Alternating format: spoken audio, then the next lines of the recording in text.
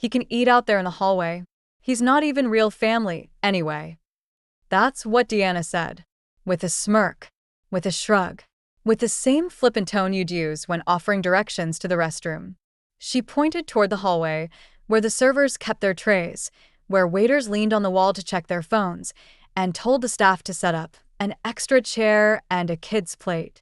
The room went quiet for a second, long enough for my ears to burn. I turned, slow, hoping I'd misheard. "Wait," I said, forcing a smile. "Out where?" She didn't look up from her cocktail. "The side table. It's better for the noise. The other kids are already back there."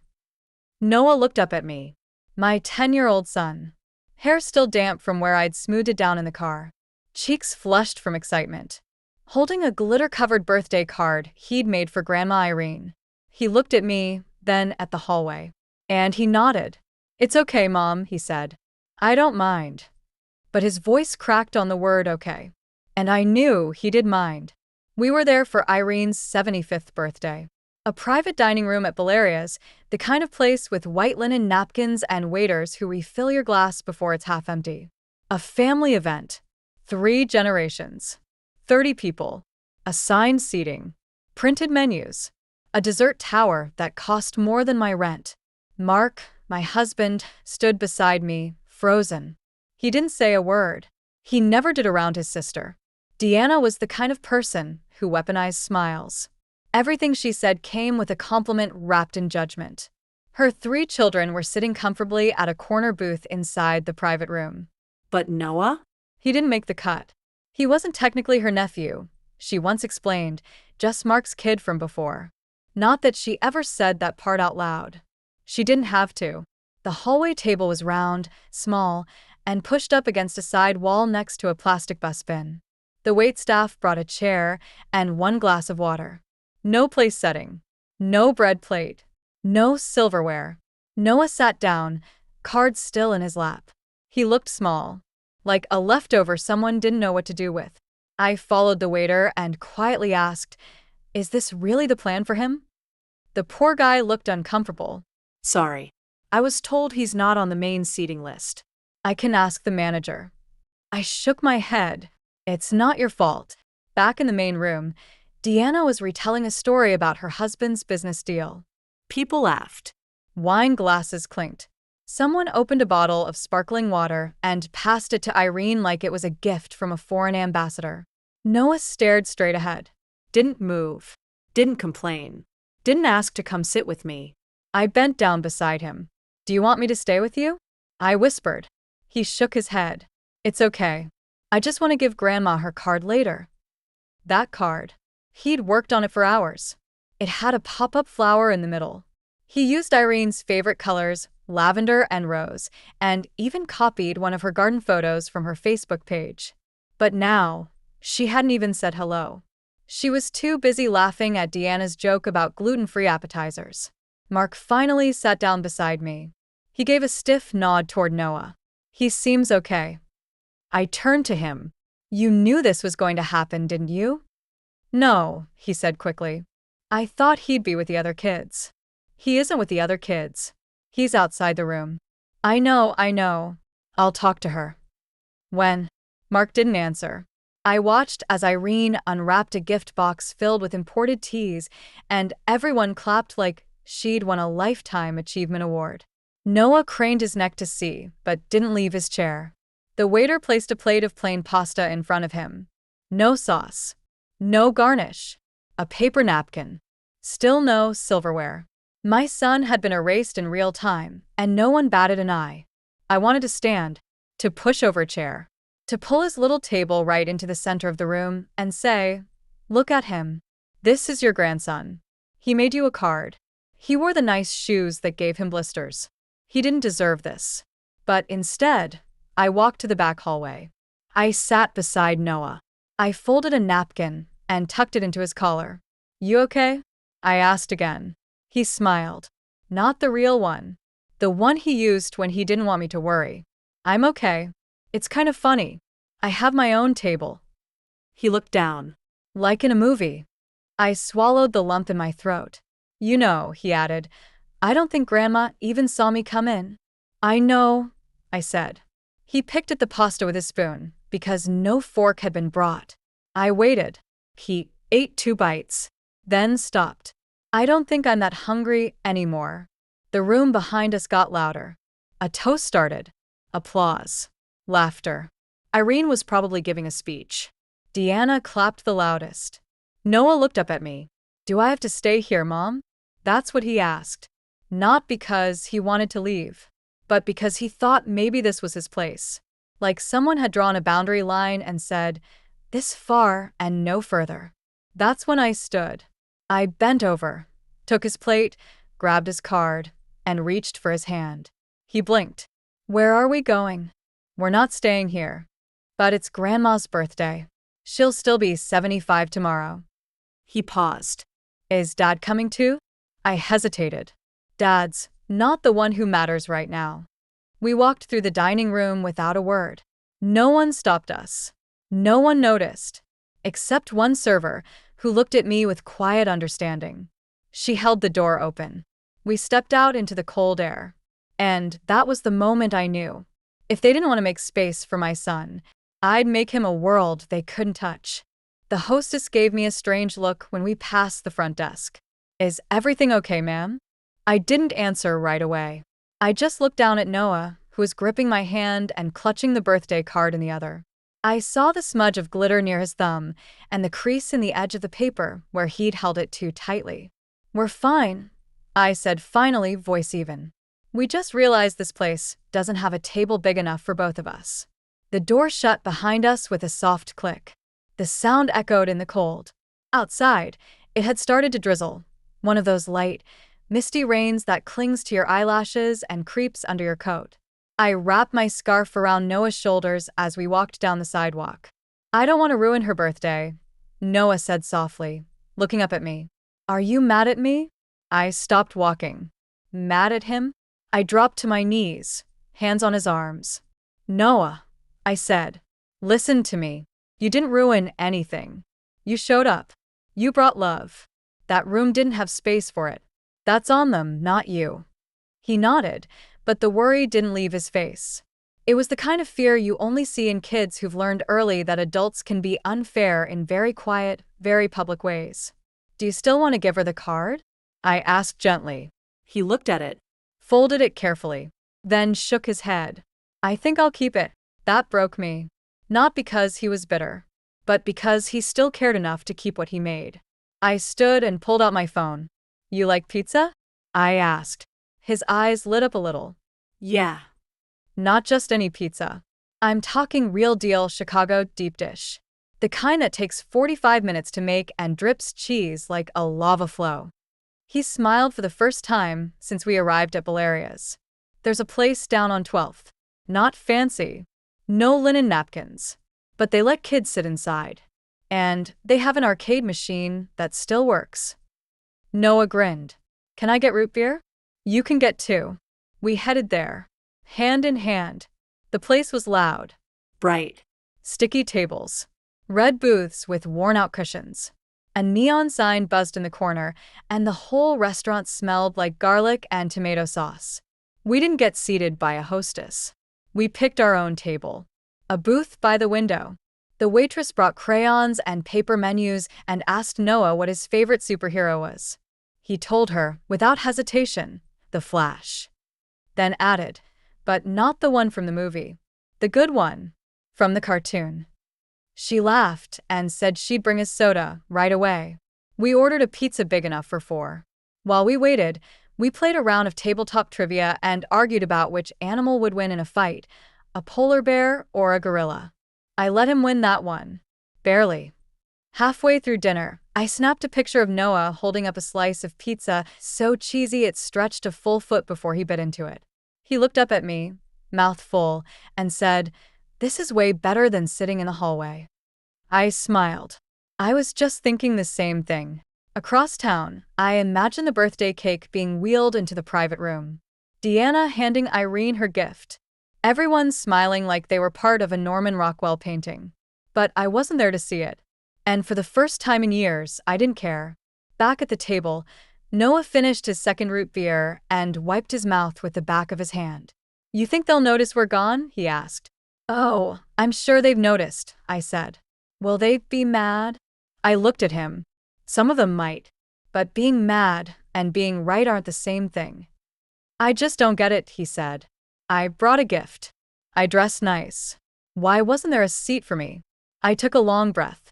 Noah, some people only see what they expect to see. And sometimes they expect you not to matter. So when you do, when you shine and smile and bring your whole heart into a room, they don't know where to put you.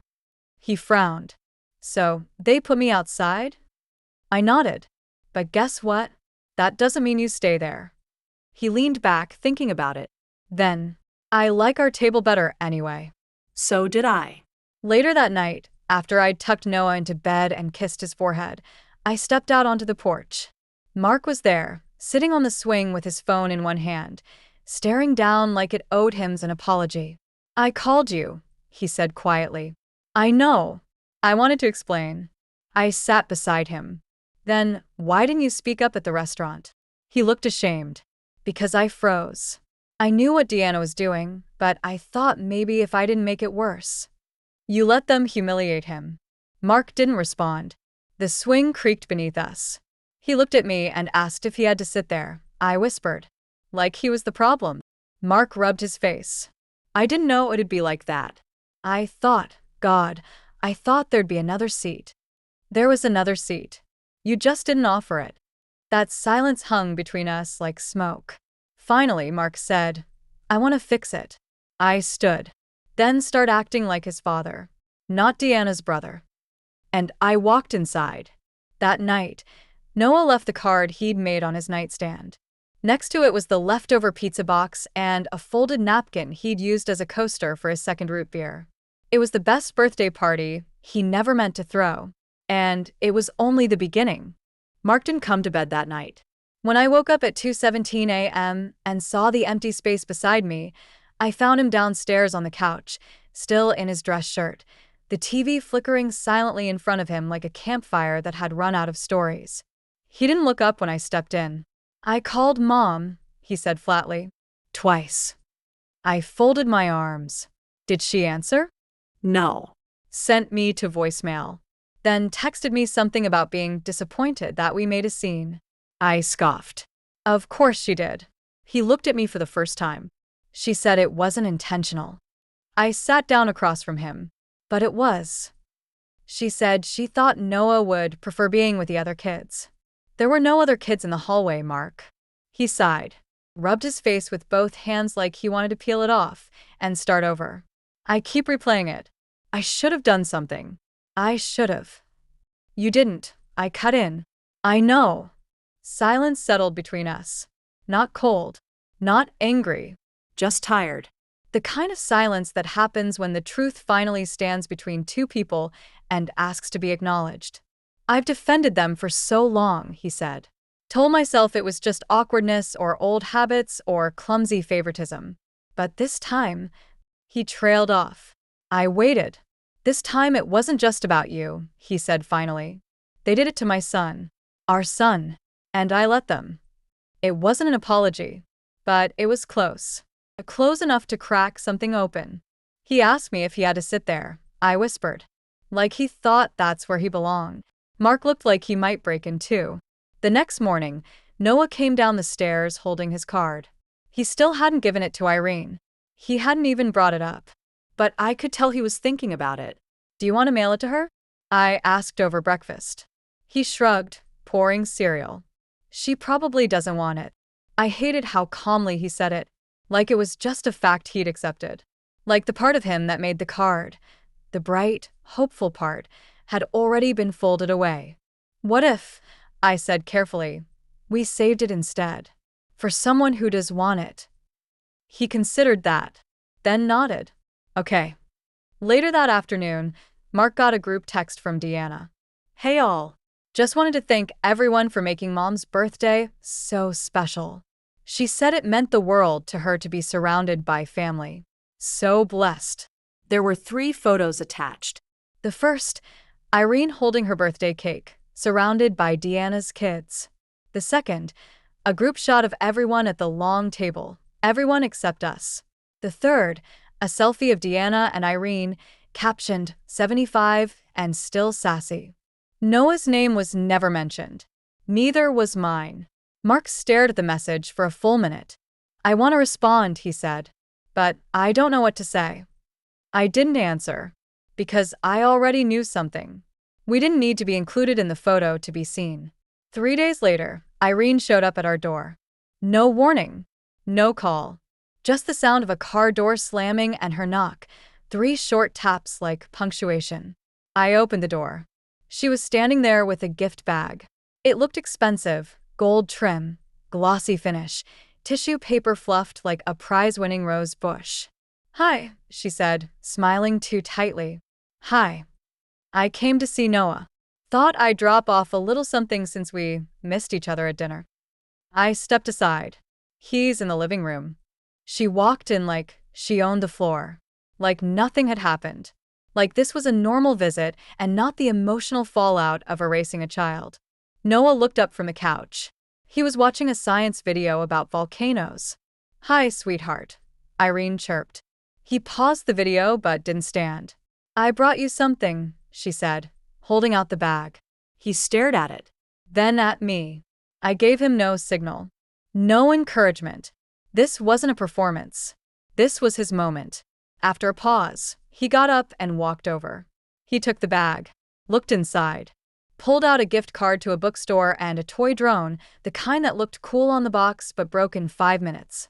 Thanks, he said, quiet. You weren't supposed to be out in the hallway, she said quickly. That was a mix-up. He didn't answer. I thought you were sitting with the kids, she added. They didn't tell me. I was alone, he said. Her mouth twitched. She nodded like she hadn't heard him and turned to me. Well, I hope this helps smooth things over. I tilted my head. Smooth what over? She blinked. I mean, I know there was some misunderstanding. There wasn't. She shifted her weight. Look, I didn't mean to hurt anyone's feelings. It was a big group. Things get chaotic. I nodded slowly. It wasn't chaotic when you passed around your gifts, or your cake, or your group toast. She opened her mouth, then closed it. We saw what happened, I continued. We felt it, and so did he. I didn't know, she whispered, but she did. She had looked at Noah when she skipped over his seat. She had seen him. I think you should go, I said. She stiffened. Excuse me? You dropped off your gift. He said thank you. I think that's enough for today. She looked at Noah, almost confused. Like she expected him to run into her arms. Like the gesture of showing up should erase what had already been done. But Noah stood still, quiet, clear-eyed. I think I'm going to go back to my video, he said, turning. And just like that, he walked away. Irene stood frozen in my entryway. I hope you know, she said coldly, that cutting family off has consequences. I met her gaze. So, does pretending we're not part of it?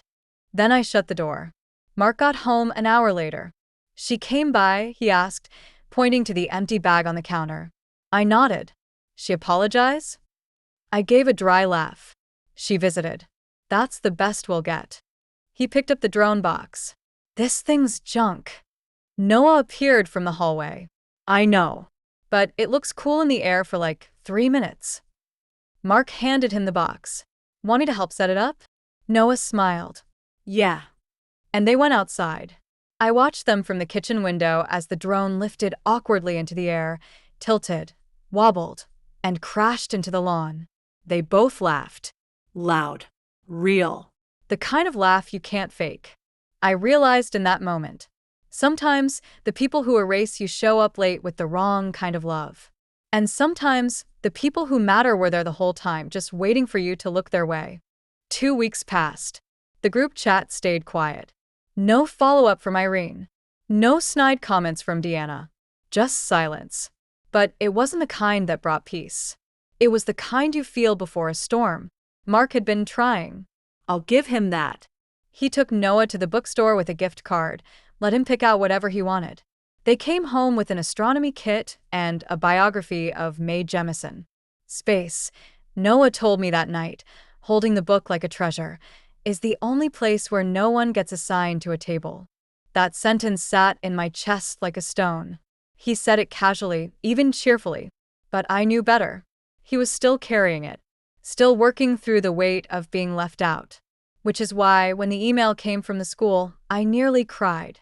Subject: You're invited, 5th grade discovery night. Each student in Noah's class had been working for 6 weeks on an independent passion project, something they researched, built, or created entirely on their own. They would present their projects on stage, one by one, to an audience of parents, teachers, and guests. According to his teacher, Noah's project had stood out in both depth and creativity. She strongly encouraged us to attend. I printed the flyer and handed it to him at breakfast. He smiled so hard his cereal nearly fell off his spoon. "Will Dad be there too?" he asked. I looked at Mark, who was already dressed for work, fumbling with his keys. Mark looked up. "Wouldn't miss it." The auditorium was packed. Folding chairs, homemade stage decorations, posters on the wall titled things like "How Volcanoes Work" and "What Makes a Tornado Spin." Parents shuffled around with phones held high like reporters. Mark and I found seats near the front. Noah disappeared behind the curtain with the rest of the students. That's when I saw them. Deanna, Irene, and 2 of Deanna's kids. I don't know how they found out. Maybe the school sent a notice to all relatives. Maybe Mark had mentioned it without thinking. Either way, they were here, in matching camel coats, looking slightly confused to be in a public school auditorium instead of a country club function hall. They sat near the back. I turned to Mark. "Did you tell them?" He looked surprised. No. I scanned the room. Noah's teacher stepped onto the stage and welcomed everyone. She explained the idea of the project, the weeks of work, and how much the kids had grown through the process. Then the lights dimmed, and the presentations began. Most of the kids had posters or props. One made a volcano that erupted on cue. Another did a slideshow on famous women scientists. One girl showed off a handmade robot made from Legos that could follow sound. Then the MC called Noah. The curtain pulled back. He stood alone, small on the stage, but upright. Come. He walked to the podium and placed a large black binder on it. Next to it was a scale model, an observatory dome made of foam board, complete with a rotating telescope. The title of his project lit up on the screen behind him. "Why I Want to Leave Earth, but Only Sometimes." There was laughter, gentle, curious. Then quiet. Noah began. "My name is Noah Jameson, and I spent the last 6 weeks learning about light pollution, deep space photography, and how stars are easier to see when the world around you gets quieter. I wanted to understand why some places feel more magical than others. Why certain skies make you feel like you matter. Why some nights are easier to breathe." He clicked a remote. Images flashed behind him, galaxies, auroras, time-lapse of star trails. I built this observatory model based on ones in Iceland, where the light is low and the sky is wide. I want to go there one day. Just me, my telescope, and maybe someone who remembers to bring hot chocolate. Because sometimes when people forget you exist, it helps to find a place that remembers you are always part of the universe. My breath caught. The room was still. No one whispered. No one coughed. Even the lights seemed to lean in. Some people think kids don't notice things, like where they sit, or who's looking, or who isn't. But we do. We notice. But we also know how to build our own table. That was the moment. He didn't name anyone. He didn't point fingers. But across the room, I saw Deanna lower her eyes. And I saw Irene stiffen like someone had slapped her with truth. "This is my observatory," Noah concluded. "It's not real, yet. But one day, I'll stand in one just like it. And I'll look up, and I'll know there's enough space in the sky for everyone. Even the ones who were told to sit in the hallway." Silence. Then someone clapped. Then another. And then the room broke into full applause. I didn't realize I was crying until Mark took my hand. After the event, the students gathered near their projects while parents and teachers walked around asking questions. Noah stood tall beside his observatory model, answering someone's question about telescopes when Irene approached. She looked smaller than usual. "Noah," she said. "That was very impressive." He turned. "Thanks. I didn't realize you'd been feeling that way." He nodded once. "I didn't think you did." She paused, trying to find something else to say. But Noah didn't wait. He turned to a classmate and pointed at her project, a miniature solar system that lit up. He moved on. Just like that. Mark and I stood in the hallway after, watching the crowd break up. "I didn't know he was going to say all that," Mark said. "I did," I replied, "because that's what it feels like when someone finally sees the whole sky." He nodded slowly. "I'm proud of him." "So am I." Noah came out, still carrying the observatory model in both hands. "You hungry?" I asked. "Starving." "Anywhere you want," Mark said. "You name it." Noah looked up at us, then back at the cardboard dome in his arms. "Somewhere with a window," he said. "I want to see the stars tonight." 2 days after Discovery Night, the email came. Subject: Noah Jameson, keynote invite. I read it twice before I called for Mark. He walked in with a dish towel over his shoulder. "What is it?" I turned the screen toward him. "Read." He leaned in, squinting, and then his eyebrows shot up. It was from the district's gifted enrichment coordinator. She'd been in the audience that night and had seen Noah's presentation.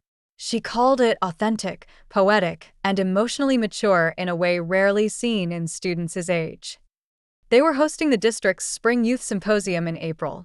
Each year, they selected one fifth grader to open the event with a short talk on their passion project. They wanted it to be Noah. Mark sat down slowly. "This is huge. He'll be the only elementary student speaking in front of middle and high schoolers, teachers, and local leaders." Noah walked in from the other room, munching on an apple slice. "What's huge?" I turned to him. "You got invited to be the keynote speaker at the Spring Symposium." He blinked. "What's that?" "It's like a big fancy event where students present their best work." He nodded slowly. "So, they want me to do the observatory again?" "No," I said. "They want you. Your words. Your voice. Just like at Discovery Night." He didn't smile right away. Instead, he looked thoughtful. Then he asked, "Can I say yes?" I knelt beside him. "You never have to ask permission to shine." The invitation spread through the school like wildfire. Noah's teacher made an announcement in class. The principal sent a note home with every student. The school newsletter featured him in bold font with the headline, "Fifth grader to represent school at District Symposium." Suddenly, he wasn't just the quiet kid who read about planets. He was that kid. The one with the stars. At pickup, another mom I barely knew waved me down. "Your son," she said breathlessly. "He's amazing." I cried during his presentation. "I've never seen anything like it." Another dad chimed in. "That bit about the hallway? That was real. My wife hasn't stopped talking about it." Noah heard it all, but he didn't let it change him. He still walked to class the same way. Still sat at the end of the lunch table. But something in him had shifted. Shoulders a little straighter, eye contact a little longer. He wasn't invisible anymore. That Sunday, Irene called. Mark took the call in the backyard while Noah and I worked on a new model, this time a full telescope with retractable pieces and labeled constellations. I watched Mark through the sliding door. He paced, one hand on his hip, the other pinching the bridge of his nose. When he came back in, I was waiting. "Well," she asked if we'd be okay if she came to the symposium. I blinked. "She wants to come?" He nodded. Said she wants to support him. "Did she apologize?" Mark hesitated. "She said she feels bad." "That's not an apology." "I know." We looked at Noah. He was gluing pieces of cardboard, humming a tune softly under his breath. "Does he want her there?" I asked. I told her we'd ask. That night, I brought it up. "Your grandma wants to come to your big speech," I said carefully. Noah looked up from his notebook. He didn't frown. He didn't smile either. "Will she listen this time?" he asked. "Yes," I said. "She'd have to. You'll be on stage." He nodded once. "Then it's okay. I want her to hear me." That was the moment I realized he wasn't doing it for her acceptance. He was doing it for himself, to reclaim the words that once made him small. The day of the symposium arrived like a sunrise after a long storm. Noah wore his navy suit, the one he'd outgrown slightly in the sleeves, but refused to replace because it makes me feel smart. He adjusted the collar himself, brushed his curls, checked the note cards twice before placing them in his pocket. "You nervous?" Mark asked. Noah shook his head. "Not really. I already said it once. Now I just say it louder." The event was held in the high school auditorium. 500 people. Teachers. Principals. Community leaders. Local news. And there, 3 rows from the front, sat Irene. Beside her, Deanna. Mark saw them first. He tensed, but I touched his arm. "This isn't about them." He nodded. The lights dimmed. The district superintendent welcomed the crowd, introduced a few speakers, and then, "Please welcome our youngest keynote presenter ever from Hillview Elementary, Noah Jameson." The applause was polite at first, but then Noah walked out, and the room shifted. There was something about his presence. Calm. Grounded. Like he'd stepped into a space he'd been building for years. He adjusted the microphone, took a breath, and then he began. "Sometimes, the smallest table gives you the biggest view." That was his opening line, and the audience leaned in. A few months ago, I sat in a hallway while my family had dinner inside. I was told it was because of noise or space, or a mix-up, but I think now it was something else. It was about where people think you belong. That night, I learned 2 things. First, being alone isn't always a bad thing. Sometimes, it gives you the quiet to hear your own voice. And second, if there's no seat for you at the table, you can build your own. And if you build it with enough love, people will come find you. Behind us, I heard someone sniffle. In the row ahead, someone whispered, "This kid's incredible. I want to be an astronomer. Not just because I love stars, but because I know what it feels like to be one no one sees." But stars don't disappear. They just wait for darkness to show you who they are. And just like that, he finished. A pause. Then the entire auditorium stood. A standing ovation. Irene stood too. Slowly. Tears on her cheeks. Even Deanna clapped. But this time, the applause wasn't for them. It never had been. 2 days after the symposium, the video went viral. Not internet viral. Not millions of clicks or trending hashtags. But enough. It started with the local school district sharing a 2-minute clip of Noah's speech on their Facebook page. Just a simple caption. "5th grader Noah Jameson reminds us what courage sounds like." Then came the comments. "I'm crying in the staff room. He's speaking what so many kids feel and can't say. This boy just healed something in me I didn't know was still broken." By lunchtime, the post had 4,200 shares. By evening, it had been picked up by a regional education blog and reshared by a parenting forum with the title, "When They Sat Him in the Hallway, He Built a Universe." And just like that, the narrative shifted. No longer was Noah just that quiet kid. He was now a symbol, a voice, a reminder. And for the people who had pushed him out of the picture, the silence started to get uncomfortable. It was Deanna who texted first.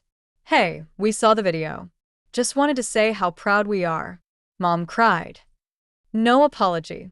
No accountability. Just pride by proximity. Mark read it and didn't respond. Irene left a voicemail. Her voice was softer than usual. Tentative.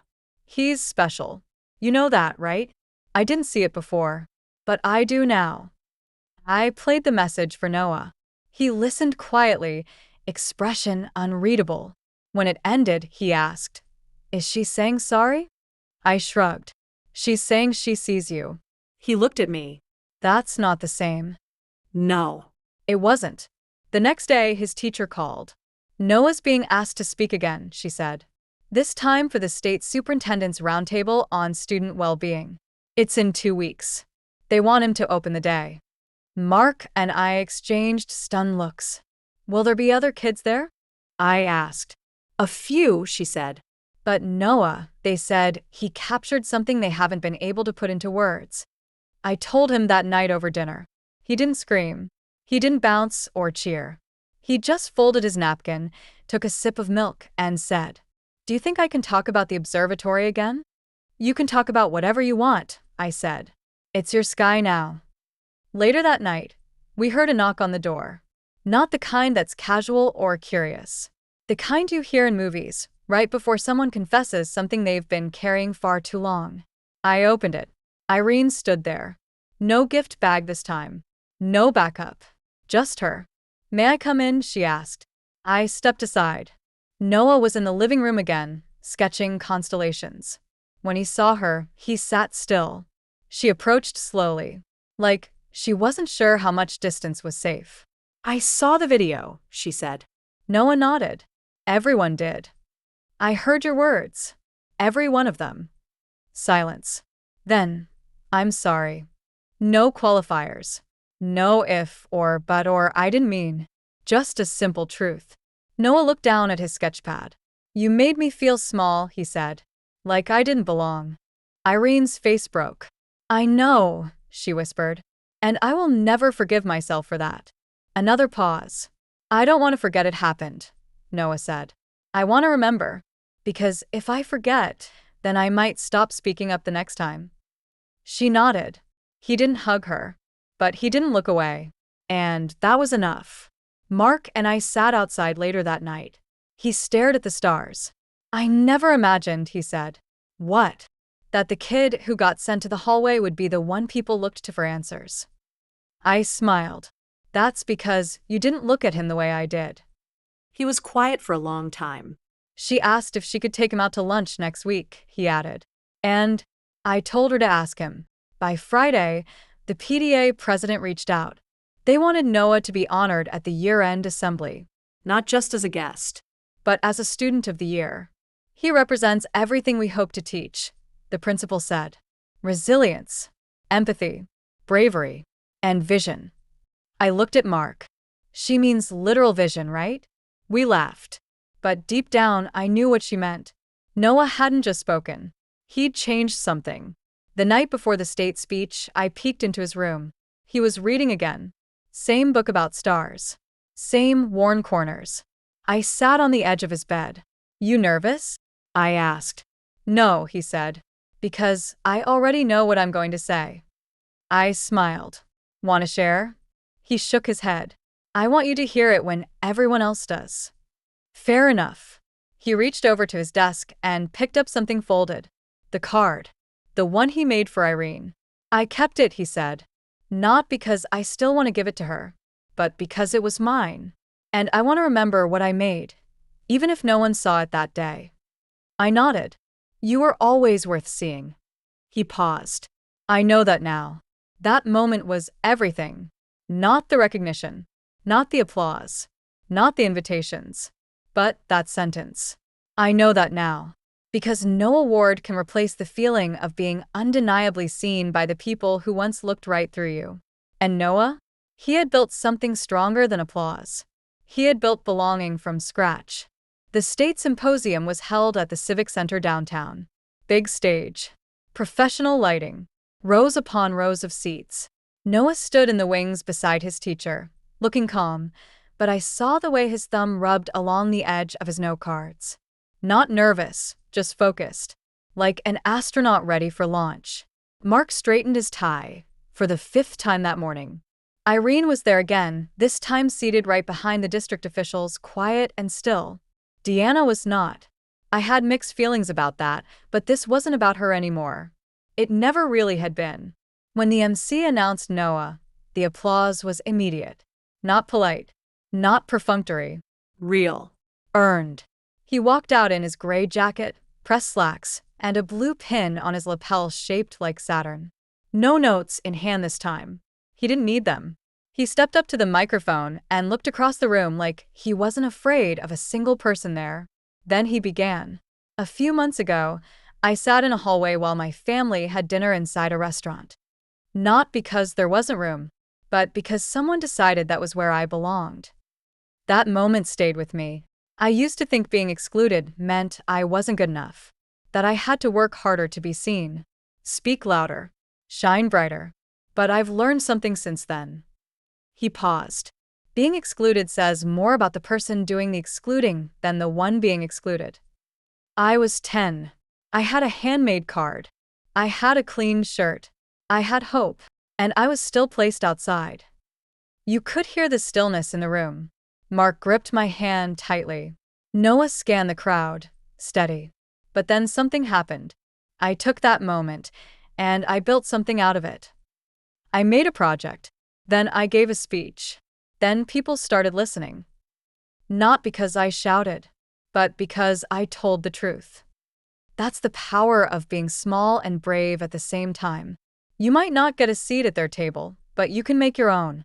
And sometimes, your table becomes the one people remember. He paused again, breathing deep. I don't say any of this to be bitter. I say it because there are other kids who've been told, quietly or loudly, that they don't matter. To them I say, you do. Your voice is a telescope. Use it. Aim it at the sky. Look beyond the limits others try to hand you. And if you ever feel alone, remember, stars don't need permission to shine. They just do. The moment held. Not a single cough. Not a shuffle. Not a whisper. Just every eye on him. He gave a small nod. Then walked off stage. And the room erupted. He was embraced by the MC, by 3 teachers, by a district leader who asked for his quote to hang in their office. Mark was beaming. I was shaking with pride. Irene stayed seated, both hands clasped, tears shining in her eyes. When Noah reached us, I wrapped him in my arms and whispered, "You did it." He hugged me back. I meant every word. I know. As the event wound down, people approached Noah. A high school student told him, "I wish I'd had your courage when I was 10. A counselor said she was going to use his words in her office with kids who didn't feel seen. Even a teacher from another district handed me her card and said, "If you ever publish a speech, I want to share it." Noah took it all in with quiet grace, like someone who had learned early that attention is nice, but dignity is what really matters. Outside, we walked toward the car. Noah's name badge was still pinned to his shirt. He held the program folded in one hand. Irene caught up with us near the lot. "Noah," she said, breathless. That was... She couldn't finish. He turned to her. And this time he smiled. Not for her. For himself. "I'm glad you came," he said. "Thank you for listening." Her face broke into a mixture of pride and sorrow. "I didn't deserve to hear it," she said quietly. He tilted his head. "Maybe not. But I'm glad you stayed until the end." She didn't reach for him. She didn't try to fix it with a hug. She just nodded. And he walked on. That night, back home, Noah sat by the window in his room, notebook in his lap. I brought him hot chocolate. He was staring at the stars. "Do you still want to go to Iceland someday?" I asked. He nodded. Yes. But not just to see the sky. What else? To remind myself how far I've come from the hallway. I smiled. "You're already light years away." Mark joined us later. He stood at the door and said, "You know, I was wrong that night." Noah turned. "I should have pulled you into that room," Mark said. "I should have made space for you, when no one else would." "It's okay," Noah said. "You did later." Mark walked in and placed something on Noah's desk. A small wooden plaque. Hand-painted. Just 5 words. "There's space for you here." "I made it," Mark said. "For your room. But also for our home." Noah picked it up, turned it in his hands, then placed it on the windowsill beside the telescope model. "Thanks, Dad." And in that moment, something settled. Something old. Something unspoken. A quiet rebalancing of the scales. Noah hadn't just reclaimed his seat. He had redefined what a seat meant. Not a place to be tolerated, but a place to be celebrated. Spring melted into summer. The awards, the speeches, the articles, they slowed, then faded. But what remained was quieter and more permanent. Noah had changed. Not into someone new, but into someone more fully himself. He walked into rooms differently now, not like someone hoping to be invited in, but like someone who already knew his place was there. He didn't mention the symposium again, not once. He didn't hang the certificate on his wall or ask to frame the photos. But he still glanced at the plaque Mark gave him on his windowsill every morning when the light hit it just right. There's space for you here. He never needed applause. He just needed truth. One afternoon in early June, Mark came into the kitchen holding an envelope. Noah got a letter, he said. From Irene. I paused mid-chop. She wrote him. He handed it to me. It was addressed in Irene's looping, old-fashioned cursive. The envelope was thick. Heavy. Not the kind you use for something casual. I haven't opened it, Mark said. Figured he should be the one. We gave it to Noah that evening. He took it, turned it over in his hands once, then set it on his desk. I'll read it later, he said. He never brought it up again. And we never pushed. Because not all healing needs to be immediate. Sometimes just knowing you can open the door is enough for a while. A week before school let out, Noah's teacher invited us to a private celebration of growth for a few select students. It wasn't a formal award ceremony, just a quiet gathering in the classroom with cookies, lemonade, and handwritten notes from each student to themselves, sealed in envelopes for next year. Noah's note was simple. Keep building. Even if no one claps. He smiled when he read it, then tucked it into his backpack like a secret worth keeping. On the last day of school, Noah wore his galaxy print hoodie, the one he'd saved for something special. He carried his telescope Model 1 last time and gave it to the school librarian. She always let me leave it in her window, he explained. It belongs there now. She cried, then hugged him tight. That evening, we hosted a small dinner in the backyard. Just a few friends, a neighbor or two, and Noah's teacher. Irene showed up with a lemon pie and a mason jar of fresh lilacs. No fanfare. No announcement. Just presents. She walked up to Noah. He was arranging books on the porch swing. Can I sit with you? She asked. He nodded. She sat down beside him and said nothing. They sat like that for 15 minutes. Then she reached into her bag and pulled something out. The card. His card. The one he made at Christmas. The one with the gold glitter and garden sketch and pop-up fireplace. He froze when he saw it. I found it, she said. Tucked into the back of my birthday box. I think I missed it that night. Maybe I wasn't looking. But I've read it 100 times since. She placed it in his lap. He looked down at it, ran his fingers along the edge. Then he handed it back to her. You can keep it, he said. But this time, you have to see it. She nodded slowly, eyes glistening. I do. That night, after the guests had gone and the stars had started to peek out behind the trees, I sat with Noah on the porch. We listened to the crickets, the occasional bark from a dog down the block, the quiet hum of a house finally at peace. You okay? I asked. He nodded. Yeah. I saw you gave her the card. She needed it more than I did. Do you forgive her? He thought about it, then shrugged. Forgiving someone doesn't mean forgetting what happened. It just means I don't have to carry it anymore. I blinked back a tear. Where'd you learn that? He looked up at the sky. Same place stars go when people stop looking for them. Later that night, as I tucked him into bed, I noticed a new drawing pinned above his desk. It was of two chairs sitting under a night sky, one labeled then, one labeled now. Between them, a small table. On it, a card. And underneath, he had written, Some things are better when you wait to be seen. This story doesn't end with a viral post or a perfect family photo. There was no grand apology dinner, no dramatic reunion, no tear-filled montage with orchestral music playing in the background. There was just truth. And growth. And a child who knew that his worth wasn't determined by where someone chose to seat him. He built his own place. And the world showed up. Not all at once. Not all the right people. But enough. Thank you for spending this time with us. I didn't share this story for sympathy.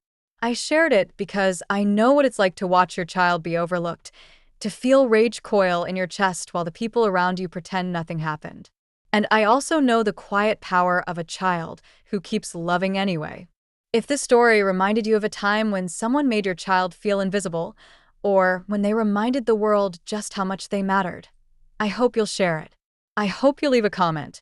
I hope you'll tell your version, too. Because every hallway child deserves to be seen. And every card deserves to be read. Thanks for being here. We'll see you in the next one.